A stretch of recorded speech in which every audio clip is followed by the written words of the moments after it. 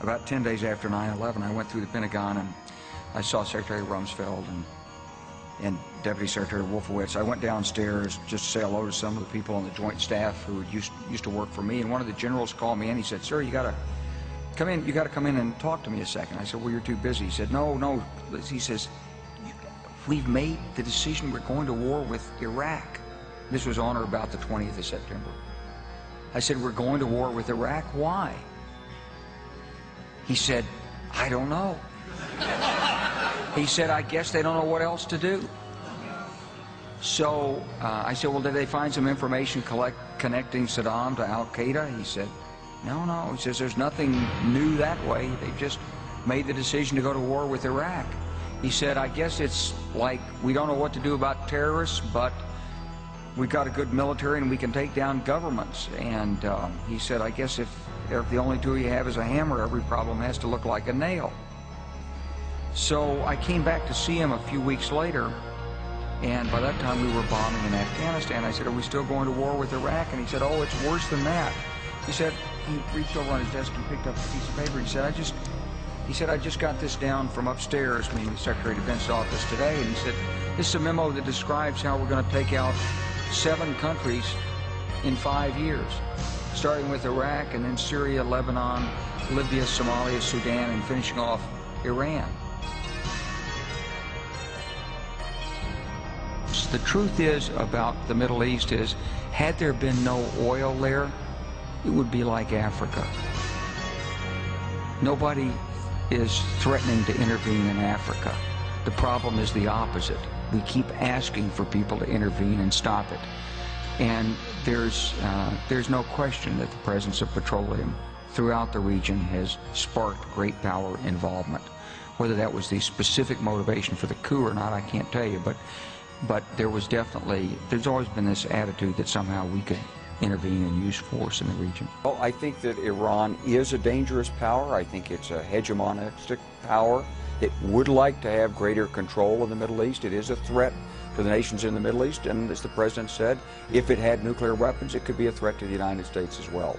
Do you think that the United States can stop Iran from obtaining those nuclear weapons through diplomacy, especially given with all these sanctions that we have? I was in Iran a few months ago. They seem to get plenty of what they need, in part from, well, places like China. If the United States could bring China and Russia to bear, if we really went after the sanctions in the toughest possible way, if we're willing to impact Iran's ability to deal in oil, then I think it's possible that sanctions could have a decisive impact. I think sanctions are already having an impact. I think there's no question that we've made it tougher on the Iranian regime, but it's clear that the Iranian regime seems determined to move ahead. One thing that amazed me when I was there was that the most common bill in Iran had the nuclear symbol emblazoned on it. And everyone we talked to there seemed to very much support the program for whatever reason, from a public relations point of view. So does that mean that this really becomes inevitable, that the people there are willing to make the sacrifices that are needed to pursue a full nuclear program? Well, Iran has sold this as a national pride and national achievement for nuclear energy, not for nuclear weapons. They're continuing to deny their nuclear weapons program, but of course the indications are that they're pursuing it.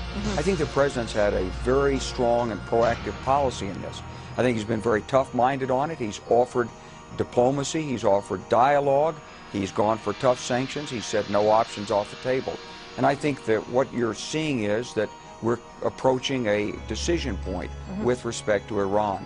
But it's a little bit difficult for me when I watch the dialogue going back and forth that no one has any better answer to this than our President has right now. General Clark, do you think that America could go to war in Iran right now if we needed to? Because there are plenty out there who say we can't. The military is overextended. We have cuts hitting our military, that the bluff of the United States could be called if military force in Iran were required. We don't have what it takes. Well, we wouldn't be going into Iran to occupy Iran.